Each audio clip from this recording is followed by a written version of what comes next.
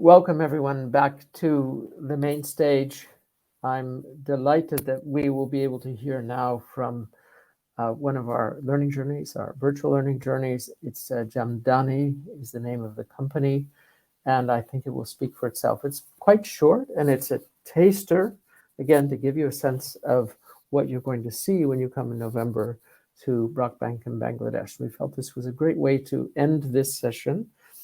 So let's just go ahead and have a look at Jamdani, and I'll give you a few thoughts when we end.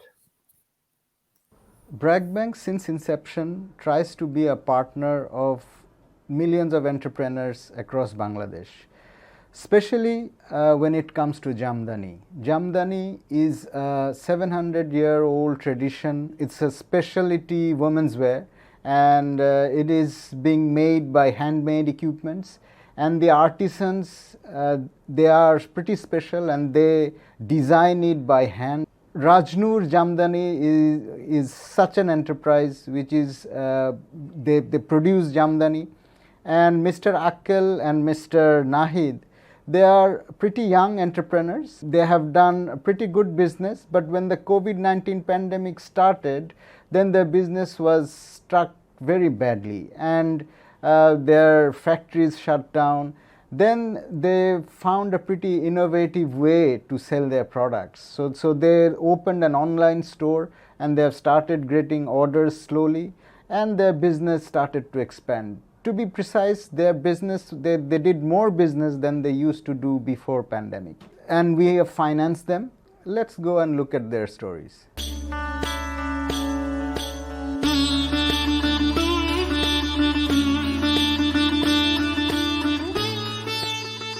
Jamdani আমাদের ঐতিহ্য, যেহেতু কোনো কিছু নিয়ে কাজ করতে হবে এবং আমাদের বেড়ে ওঠা জামদানির সাথে, এর জন্যই জামদানি নিয়ে কাজটা শুরু করা আমাদের দুজনের একসাথে।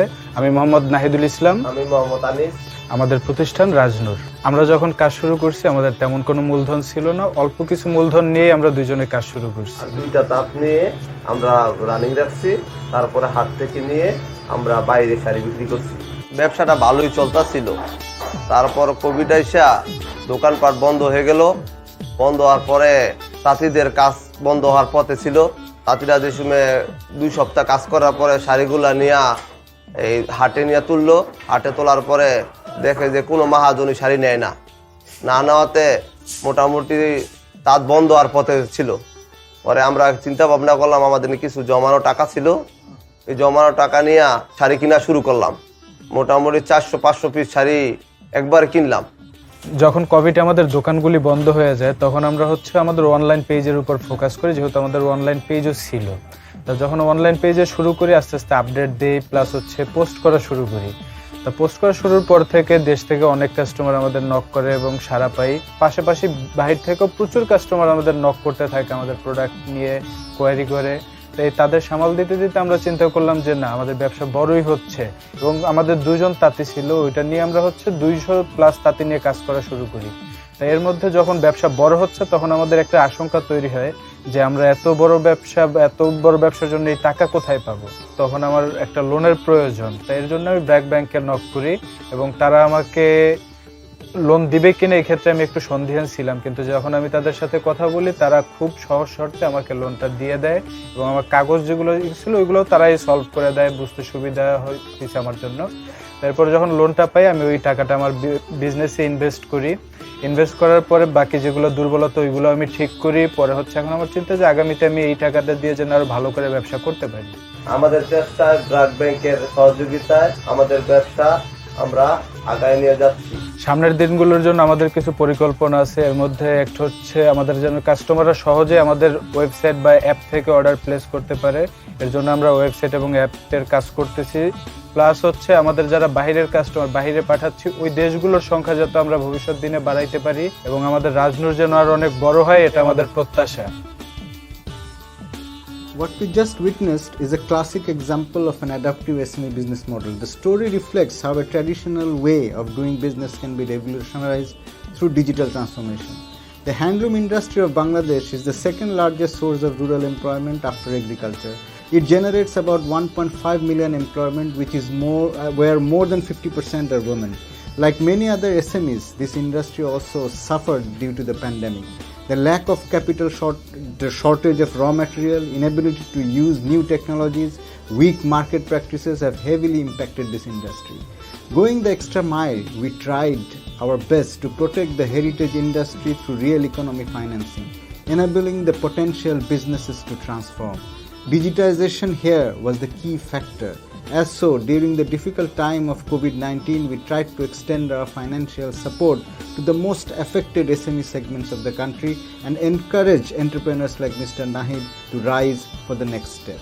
This is how value-based banking philosophy has given us an edge over other competitors in Bangladesh.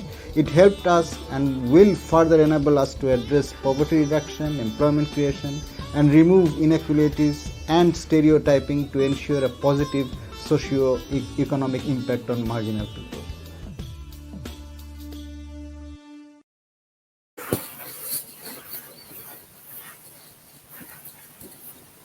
So welcome back, everyone.